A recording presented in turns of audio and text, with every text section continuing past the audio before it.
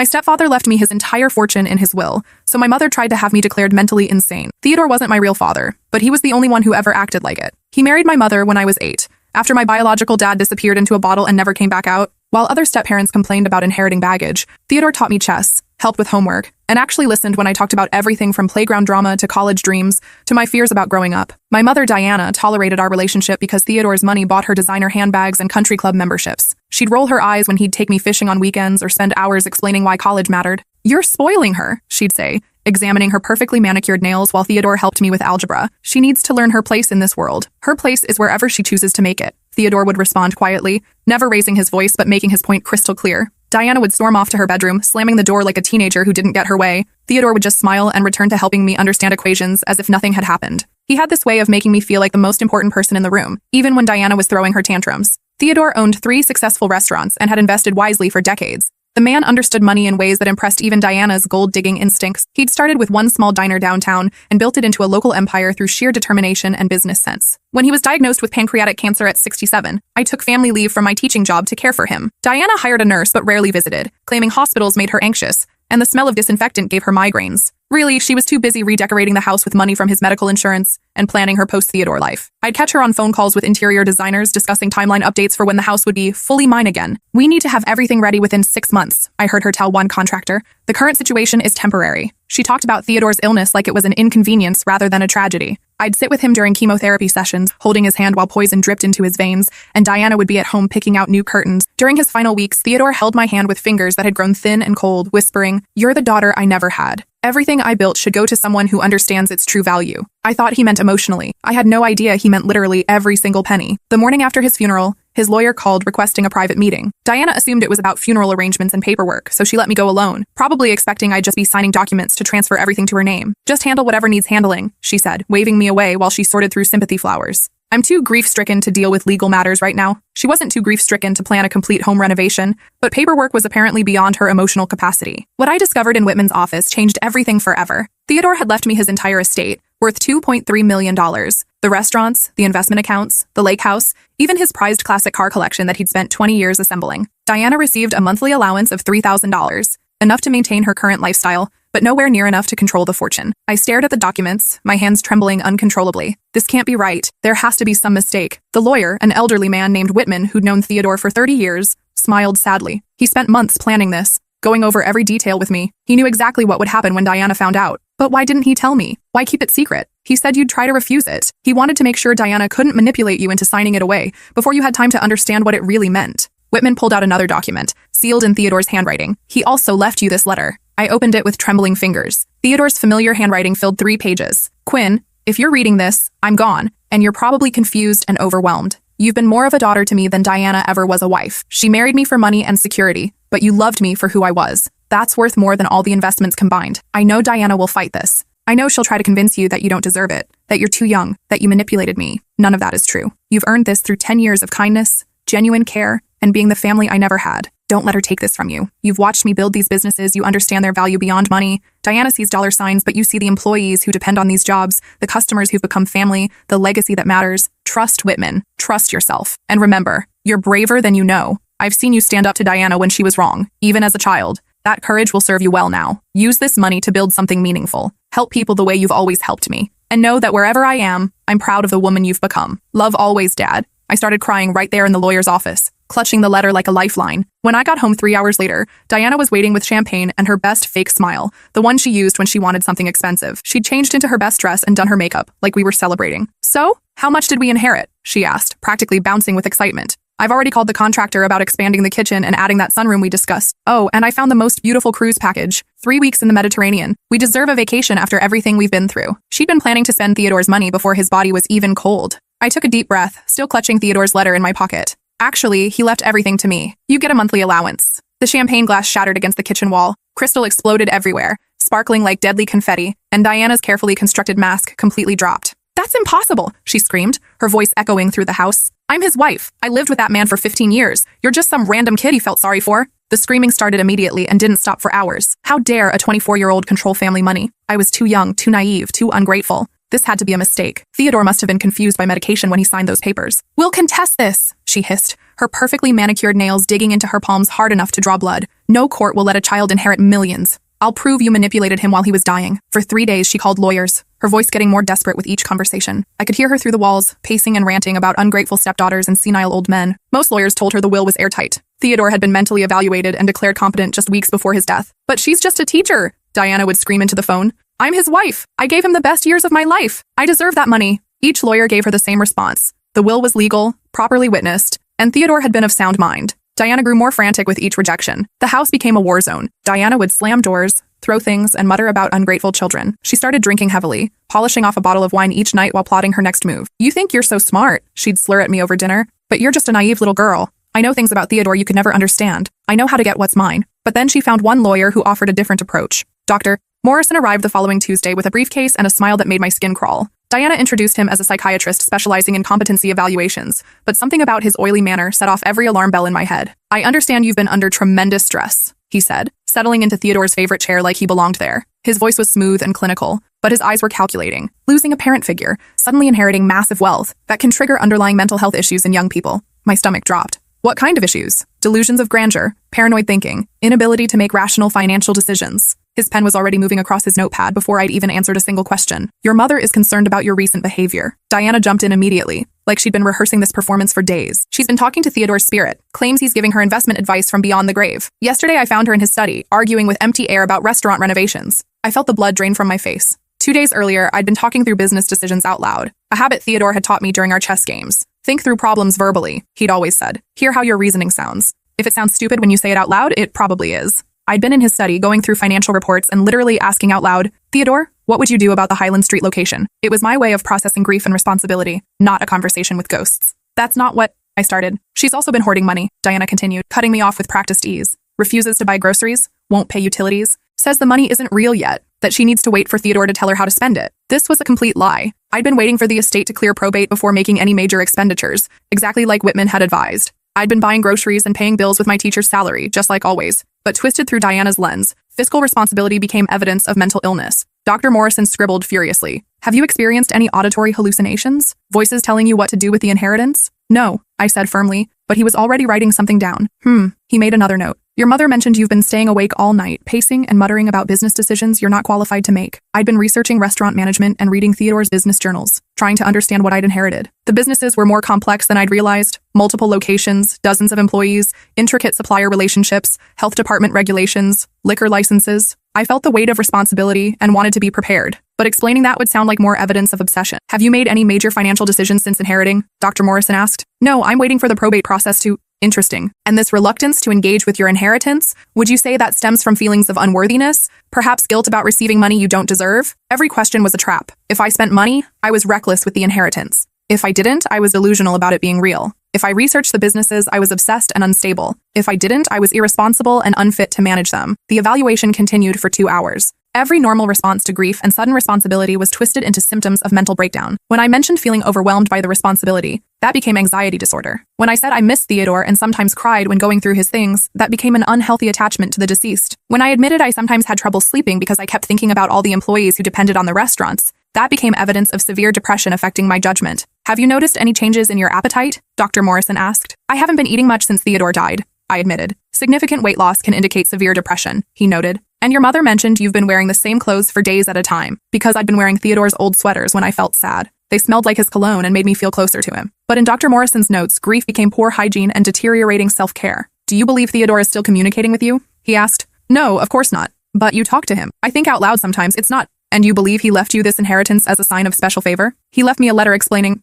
Yes, the letter. Can you show me this letter?" I hesitated. Theodore's letter was private, full of personal memories and emotions. "It's personal." Dr. Morrison made another note. "Patient refuses to share alleged communication from deceased stepfather. Possible delusion of special relationship." I wanted to scream. Everything I said was being twisted to fit their narrative. "I'm recommending a 72-hour psychiatric hold," Dr. Morrison announced, closing his notebook with a satisfied snap. "For your own safety and the protection of the estate from impulsive decisions." Diana's relief was visible. She actually smiled for the first time since the funeral, her whole body language changing from concerned mother to victorious predator. I knew exactly what this meant. Once I was declared incompetent, she could petition for conservatorship, All of Theodore's careful planning would be worthless, and Diana would get exactly what she'd always wanted. When does this happen? Diana asked, barely containing her excitement. I'll have the paperwork filed this afternoon. The ambulance should arrive tomorrow around noon. They were discussing my forced commitment like they were planning a dinner party. Will she be able to contest this? Diana asked. Once someone's been committed, their legal standing becomes very complicated, Dr. Morrison explained, especially in cases involving large inheritances. The court will want to protect the assets. And how long would she be held? That depends on her response to treatment. Some patients require extended care.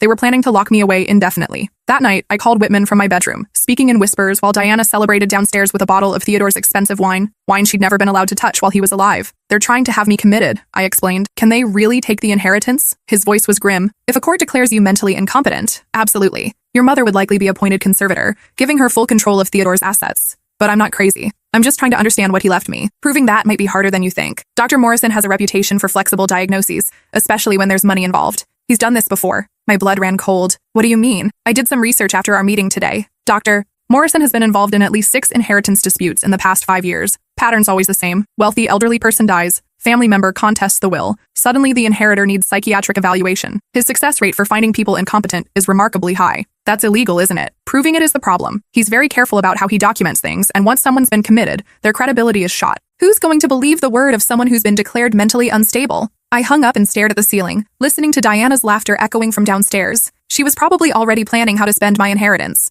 Theodore had protected me from her greed, but he hadn't anticipated how far she'd go to get what she wanted. I barely slept that night, my mind racing through possibilities. By dawn, I'd made a decision. If Diana wanted to play dirty, I'd have to fight back just as hard. The next morning, Diana was unusually cheerful, humming while she made coffee and actually cooking breakfast for the first time since Theodore's diagnosis. She was practically glowing with anticipation. The hospital will pick you up at noon, she said casually, like she was talking about a spa appointment. Pack some comfortable clothes. You'll be there for at least 3 days, possibly longer depending on what the doctors find. She'd already arranged everything. The ambulance, the psychiatric facility, probably even my room assignment. She had this planned down to the minute. Diana, I said carefully, are you sure this is the right thing to do? She turned to face me, and for a moment her mask slipped completely. You stole 15 years of my life, Quinn. I married Theodore thinking I'd be set for life, and then you came along with your sad little story and your big brown eyes. He spent more on your college tuition than he ever spent on me. That's not true, isn't it? When was the last time he bought me jewelry? When was the last time we went on a real vacation? Everything was always about you. Quinn's grades, Quinn's school play, Quinn's college plans.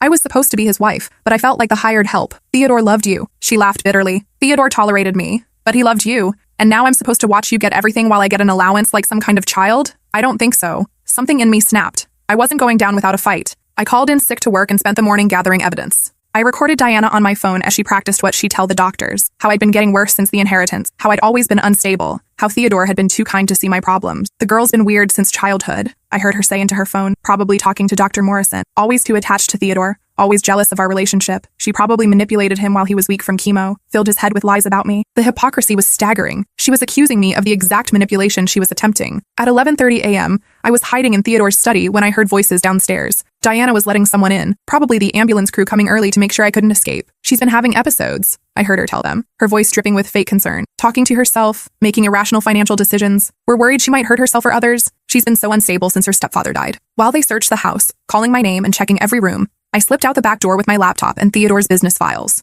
I'd remembered something important. Theodore's lake house had security cameras he'd installed after a break-in 3 years ago. I drove the 40 minutes to the lake, my hands shaking so badly I had to pull over twice to collect myself. If the cameras were still recording, they might have captured my conversations with Theodore during his final visits when he was still mobile enough to travel. Proof that I wasn't hallucinating or delusional, just a stepdaughter trying to understand her inheritance. The lake house was exactly as Theodore had left it. His coffee mug still sat on the kitchen counter, ring-stained from his last visit. His reading glasses were folded on the table next to his favorite mystery novel, bookmarks still marking his place. The security system panel blinked steadily in the corner, a small red light indicating active recording. The system was more sophisticated than I'd expected. Theodore had cameras in every room, motion sensors on all the doors and windows, even audio recording throughout the house. The man had been thorough about protecting his investments, but he'd also been thorough about protecting himself. I spent hours learning the interface, scrolling through weeks of footage. Most of it was empty rooms, and the occasional deer wandering past the windows. But then I started finding conversations, and what I discovered made my hands shake with rage. The cameras had recorded everything. Diana's phone calls about contesting the will, captured when she thought she was alone in the house. Her conversations with Dr. Morrison, planning my evaluation in explicit detail.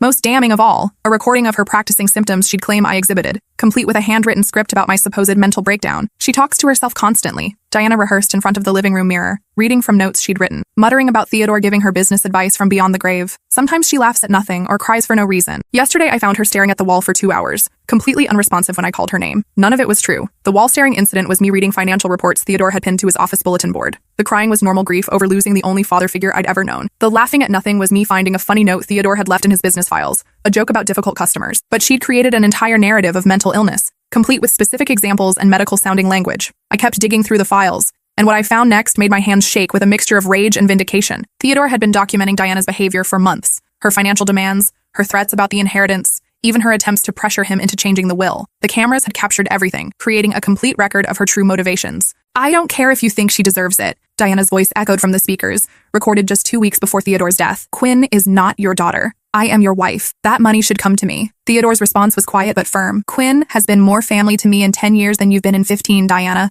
She's earned this." "Earned it how? By manipulating a sick old man? By playing the devoted daughter when she just wants your money? The only person in this house who's ever wanted my money is you." I found dozens of recordings like this. Diana threatening to leave if Theodore didn't change the will. Diana suggesting that I was just waiting for him to die. Diana claiming that a young person couldn't handle that kind of responsibility and would probably gamble it all away. "She'll waste everything you've built," Diana argued in one particularly heated exchange. "She's too young to understand the value of money. She'll probably give it all to charity or something equally stupid." "God, I hope so," Theodore had replied. "Better that than watching you spend it on jewelry and vacations." The recordings painted a picture of a woman consumed by greed, willing to say anything to get her hands on Theodore's fortune. But they also showed Theodore's wisdom. He'd seen through her completely. In one conversation recorded just 3 weeks before his death, Diana had gotten particularly vicious. "You're making a mistake, Theodore. Quinn doesn't really love you. She's just being nice because she knows you're dying and she wants your money." "Even if that were true," Theodore had replied calmly, "at least she's been nice about it. You've been demanding and entitled from day one. I'm your wife, in name only. When was the last time you asked how I was feeling? When was the last time you sat with me during chemo? Quinn has been here every step of the way. You've been shopping." But the real treasure was buried deeper in the files. In his final week, when he was barely strong enough to leave his bed, Theodore had made one last recording, addressed directly to me. "Quinn, if you're watching this, it means Diana's trying to steal what I left you. I started recording everything after she first threatened to contest the will 3 months ago. I knew she wouldn't accept my decision, and I wanted you to have proof of her real motivations. She's going to claim you're unstable, that you manipulated me, that you don't deserve this inheritance. None of that is true. You've been the light of my life for 10 years, and you've earned every penny through kindness, intelligence,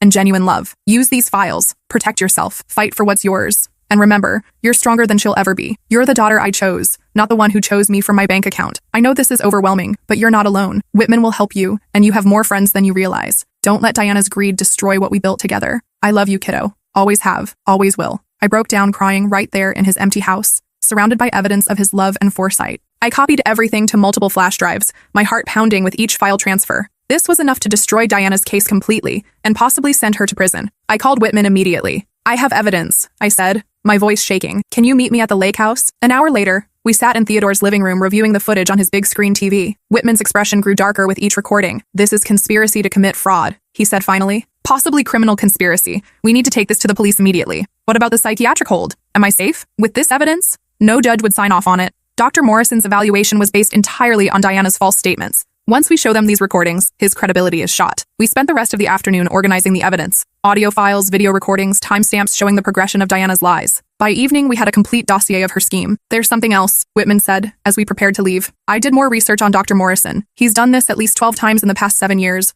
always targeting inheritance cases. We might be looking at a much bigger scandal." The next morning, Detective Hayes met us at the police station. We played the recordings, starting with Diana's conversations with Dr. Morrison and building to the damning evidence of her rehearsing fake symptoms. "This is enough for arrest warrants," Detective Hayes said. "Conspiracy to defraud, attempted theft through false pretenses, filing false medical reports. Dr. Morrison's in serious trouble too. How do we know they won't just disappear?" I asked. "Dr. Morrison has a competency hearing scheduled for this afternoon. He thinks he's going to declare you mentally incompetent. Instead, he's going to be arrested." Dr. Morrison was arrested as he arrived for what he thought would be my competency hearing. He was carrying a pre-written evaluation declaring me mentally incompetent, dated from before we'd even met. "Dr. Morrison," Detective Hayes said as he handcuffed the psychiatrist in the courthouse parking lot, "you're under arrest for conspiracy to commit fraud, filing false medical evaluations, and practicing medicine under fraudulent pretenses." Diana was taken into custody an hour later, screaming about ungrateful children and family loyalty as they handcuffed her in our kitchen. "This is insane!" she shrieked, her carefully applied makeup running with tears of rage. "She's the crazy one. She talks to dead people. She's not capable of handling millions of dollars." "Ma'am,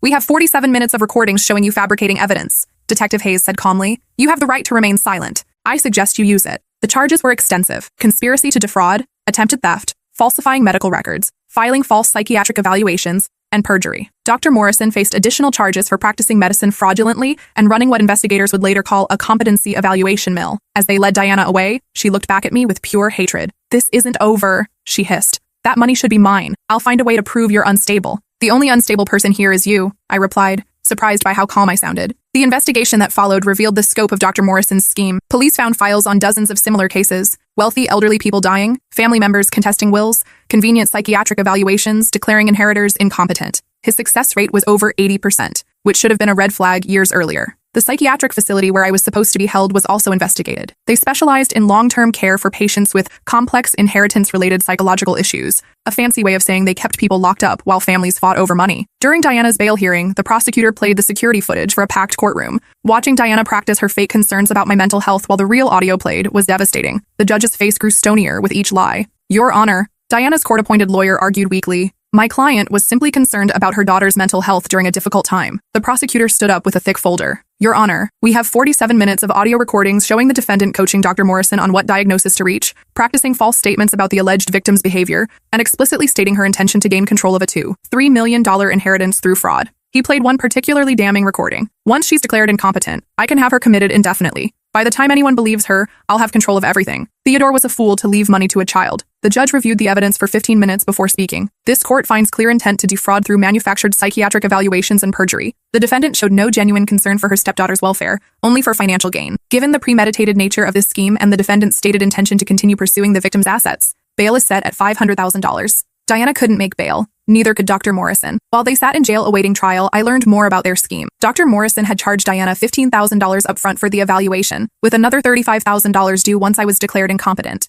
He had a whole network of lawyers who referred cases to him in exchange for kickbacks. The psychiatric facility had a sliding fee scale based on the size of the inheritance they were protecting. For estates over $2 million, they charged $800 per day, with most patients staying an average of 6 months while legal proceedings dragged on. If I hadn't found Theodore's recordings, I would have disappeared into their system. By the time anyone believed me, Diana would have control of everything Theodore had built, and I'd be trapped in a psychiatric facility with a manufactured diagnosis on my permanent record. 3 months later, they both pled guilty to avoid longer sentences. Diana received 2 years in prison and was ordered to pay restitution for legal fees, emotional damages, and the cost of the investigation. Dr. Morrison lost his medical license permanently and got 5 years for running what prosecutors called a competency evaluation mill. During Diana's sentencing hearing, she finally showed her true colors completely. "Your Honor, I was married to Theodore for 15 years, she said, standing at the defendant's table in an orange jumpsuit. "I sacrificed the best years of my life for that man. Quinn is just some random kid who manipulated her way into his fortune. This whole case is about a greedy girl who couldn't wait for her stepfather to die." The judge cut her off. "Mrs. Brennan, we have recordings of you stating explicitly that you married Theodore for his money, that you never loved him,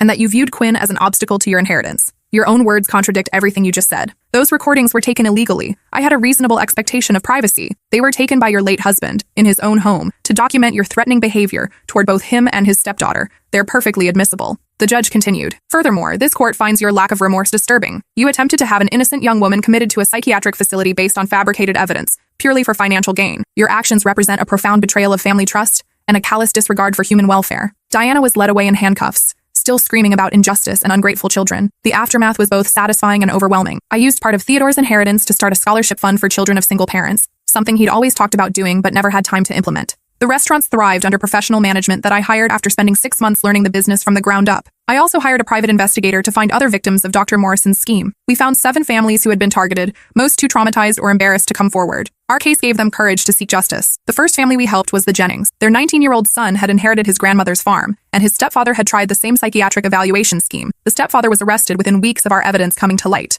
The second case involved a young woman whose aunt had left her a successful bakery. Her cousins had hired Dr. Morrison to have her declared incompetent. That case resulted in 3 more arrests and another $200,000 in damages. The third case was the most heartbreaking. A 22-year-old named Vincent had been held in the same psychiatric facility where I was supposed to go. His mother had remarried a wealthy man who died suddenly, leaving everything to Vincent. His stepfather had him committed and spent 2 years draining the inheritance while Vincent was locked away. When we finally got Vincent released, he'd lost everything. But our lawsuit against the facility and Dr. Morrison's network resulted in a $1.2 million settlement that gave him a fresh start. Theodore had saved more than just my inheritance. His recordings helped expose an entire network of predators who targeted grieving families at their most vulnerable moments. One of the most satisfying moments came 6 months after Diana's sentencing. The local newspaper ran a feature story about Theodore's restaurants and how they'd become a model for ethical business practices. The reporter interviewed several longtime employees who talked about Theodore's kindness and how he'd treated them like family. He always said the business was about more than money, one manager told the reporter. He wanted to create something that would last, something that would take care of people. Quinn's carrying on that tradition perfectly. I framed that article and hung it in Theodore's study,